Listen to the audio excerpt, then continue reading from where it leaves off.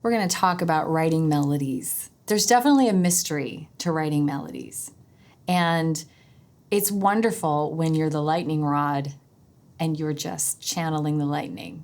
You're like, I don't know, it was a gift. And run with it, because that is awesome. But when we're not being blessed with the gift because the muse is off with Beyonce and we don't have it that day, a really great technique that we can use as writers is just playing around with melodic shapes. It's hard to see the picture when you're in the frame. And when you can have these exercises that are outside of yourself that you can try out and sort of audition melodies, it takes the pressure off and it's really fun. So there's only 4 types of melodies, so it's really easy.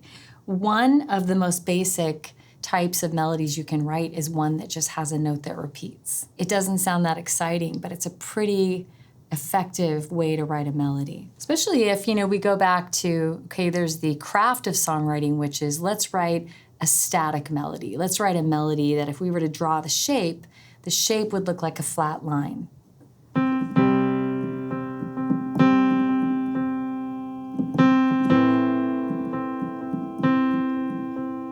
Pretty basic. If we're going to go into the higher art of songwriting, we'd have to ask, why would we choose that? If you were in a relationship with someone and you're done. You're like completely just like exasperated and just sort of deflated, and you're saying, you know what? I've told you 1,000 times. You probably wouldn't yell that after you'd said it 1,000 times. You would probably just be so over it, you would just go, I've told you 1,000 times. And notice that the shape of my voice when I say that isn't leaping up. It sounds pretty monotone and flatlined and sort of defeated. I've told you 1,000 times.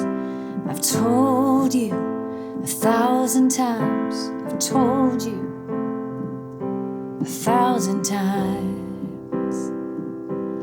It's very effective, and it's really powerful to just it's like I'm anchoring you in what I'm saying, and I also just feel really defeated. So trying to pay attention to what is the shape of that melody, and how can that be the body language of my song? How can that help me tell my story? Also, when you use a flatline melody, it can be kind of fun because, again, everything depends on tempo and feel. But if you have something like Shape of You by Ed Sheeran, or you have Dua Lipa's Don't Start Now, where you have this repeated melody. You've got a lot of groove going on around you. You've got a lot of other things happening. So the motion of the arrangement can really support something where you're just talking and you're not having any reason. You're just storytelling. So you don't really necessarily have to have any reason to leap up like you would in an Adele chorus. Never mind if someone like you leaps up really high. And we can talk about that later. But for now, just try it out. When you're writing a line, just practice, you know what? I'm just going to write something simple that is a static melody, which brings me into the next type of melody, which is a melody that moves by step. So when you're creating this melody, when you start on a note, whatever note you go to next, it's going to be touching the note that you were just singing. So maybe I want to try that line again and give it some motion this time. I've told you 1,000 times. I've told you 1,000 times. So now it's... And so many melodies are written in steps. So I might, decide, no, I want a little more emotion in what I'm saying with I told you 1,000 times. I don't want it to sound as deflated. I want to have a little more attention in that melody. So let's look at the third type of melody, and that would be a melody that moves in thirds.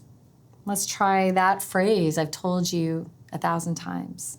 I've told you 1,000 times. I've told you 1,000 times. Maybe I want that to sound even more dramatic, and I want that to be a leap that's higher than a third. Those are the 4 types of melodies: a flat, static melody, a melody that moves by step, a melody that moves by third, and the last one is a melody that moves in leaps. So that would be anything higher, a fourth or higher. So, or... And some songs go an octave. They've got a whole octave leap there. So let me sing this line, I've told you 1,000 times with a leap. I've told you 1,000 times. I've told you 1,000 times. That's still low and sort of like there's a little anger there because I'm going up. Or I could go up higher. Or I've told you, which is a little more tense than I want it to be, so I'll just go up a fifth. I've told you 1,000 times. I've told you 1,000 times.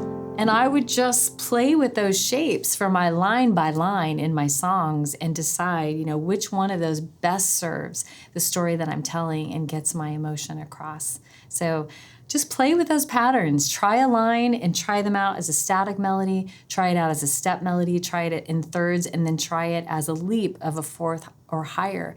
And I think it's a great opportunity for you to audition ideas and just sort of get some perspective as you're creating ideas on the days when the muse is off with Beyonce.